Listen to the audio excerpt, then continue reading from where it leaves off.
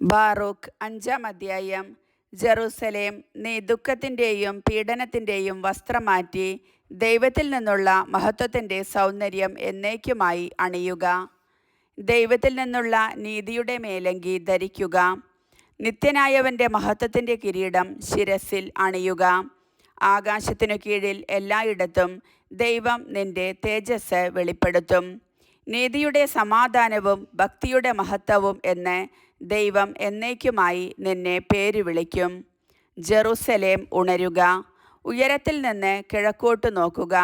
പരിശുദ്ധനായവൻ്റെ കൽപ്പനയനുസരിച്ച് കിഴക്കുനിന്നും പടിഞ്ഞാറുനിന്നും ശേഖരിക്കപ്പെട്ട നിന്റെ മക്കളെ കാണുക. ദൈവം നിന്നെ സ്മരിച്ചതിൽ അവർ ആനന്ദിക്കുന്നു. ശത്രുക്കൾ അവരെ നിന്നിൽ നിന്ന് വേർപെടുത്തി നടത്തിക്കൊണ്ടുപോയി. എന്നാൽ ദൈവം അവരെ സിംഹാസനത്തിലെന്ന പോലെ മഹത്വത്തിൽ സംവഹിച്ച് നിന്നിലേക്ക് മടക്കിക്കൊണ്ടുവരും.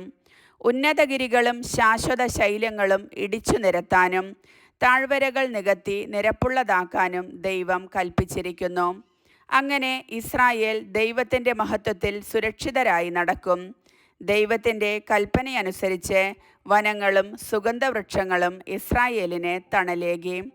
തന്നിൽ നിന്ന് വരുന്ന നീതിയും കാരുണ്യവും കൊണ്ട് ദൈവം സന്തോഷപൂർവ്വം ഇസ്രായേലിനെ തൻ്റെ മഹത്വത്തിൻ്റെ പ്രകാശത്തിൽ നയിക്കും.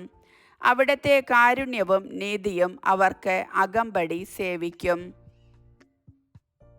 കർത്താവിൻ്റെ വചനം.